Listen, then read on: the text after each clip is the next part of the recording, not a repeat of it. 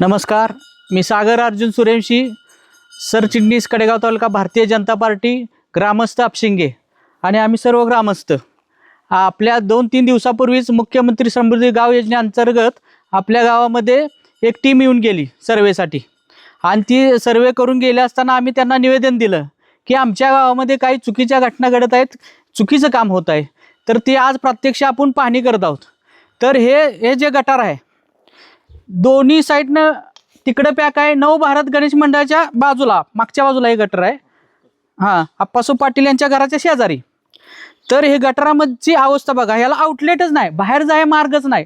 8-9 महिने झाले या गटाराचं काम चालू आहे आणि वास्तविक पाहता 6 महिन्यानंतर मला वाटतं नियम आहे की परत त्याचं रिटेंडर काढायचं असतं, पण ग्रामसेवक सरपंच हे सगळ्या संगनमताने हे काम चालू आहे।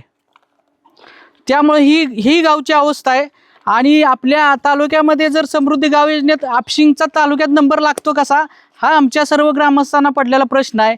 त्यामुळं आज आम्ही BDO साहेबांना निवेदन दिलं, BDO साहेबांना विनंती केली की तुम्ही अपशिंगचा एक दौरा करा आणि हाय त्या परिस्थितीची पाहणी करा। तर त्यांनी आश्वासन दिलेलं आहे की येतो 2 दिवसात, पण आज आपण वास्तव मांडण्यासाठी इथं सगळे उभा आहे। तर ह्या परिस्थिती इकडं आउटलेटच नाही साहेब, बघा इकडं कुठेही आउटलेट नाही।